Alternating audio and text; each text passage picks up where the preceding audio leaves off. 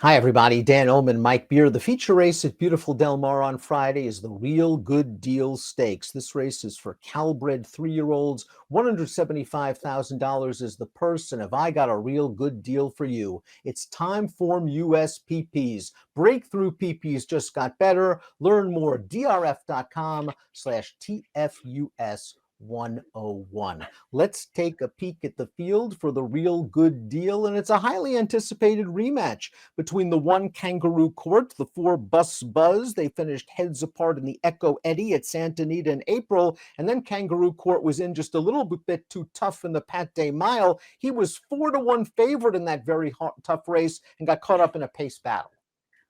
Yeah, these are two really good Calbreds. They're both really fast, and they've run twice so far. Kangaroo Court has just been the better one in their first two meetings. We'll see if Buzz Buzz can make it a little closer here. They're both going to come out of the gate running, you would think. They're going 7/8 of a mile in this heat, and we'll see where they'll be according to Timeform US after the first quarter mile. Bus Buzz, Timeform US believes, is a little bit faster, but you got to think Kangaroo Court's going to be leaving out of there to get position from the rail. If this pace is hot, the two Giver Not a Taker has the LP designation over his Chicklet. That means he has the fastest late pace rating from Timeform US. Do you think Kangaroo Court's going to take this race to Bus Buzz, or is the pace projector on target?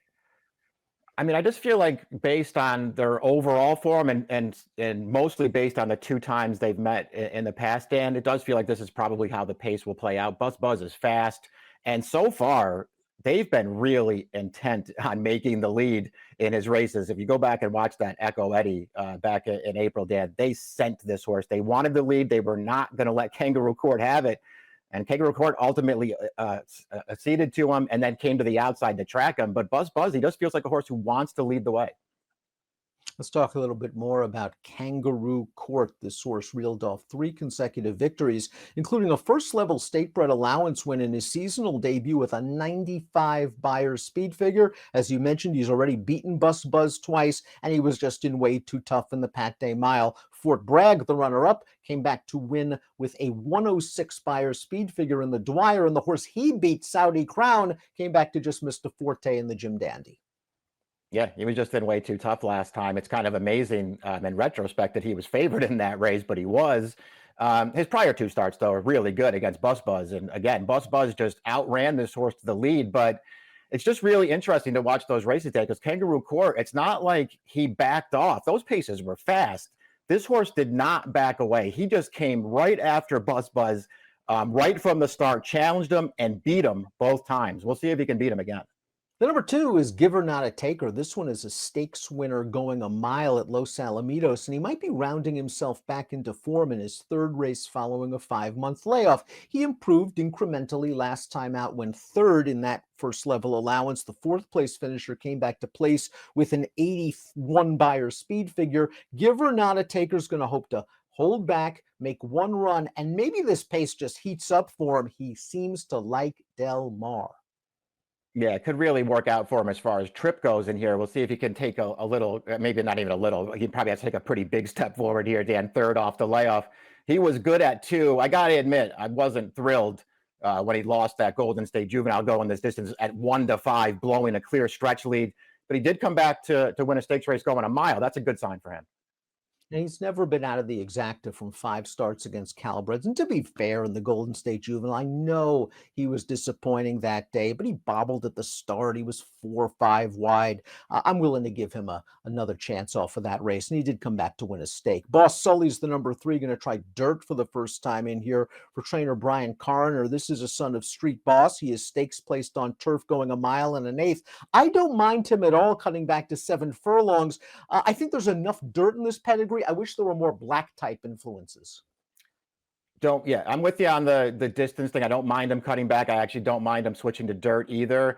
The big issue for this horse feels like it's just going to be maybe his running style, Dan, because he wants to be forward. There's no way he's getting anywhere near the lead in this race. So can he take some dirt in his face first time on this surface and then come with a late run to get the job done? It feels like there's a lot working against him.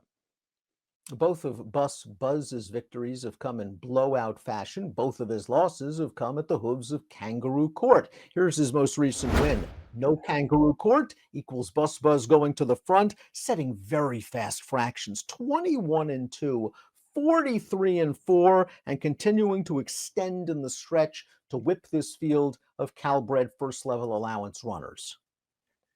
Really impressive in this race. He was really impressive winning first time out. He ran great in the two losses to Kangaroo Court. Dan, this horse is wicked fast early. I'm assuming they come out of there running again and try to make the lead. We'll see if 7 furlongs makes any kind of difference for him. I'm not worried about that.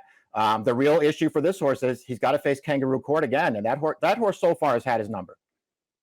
Barely Functional is the number 5, and this horse seems to be slowly improving. He earned an 85 Beyer speed figure, far and away his best number in this race. This is a first-level Calbred allowance at Los Alamitos last month, and he got wired by an odds-on winner. You're going to see he's a little bit green. He's rallying as the leader begins to tire, but you're going to see him lean in despite being urged left-handed. Maybe that cost him because he makes it kind of close at the end.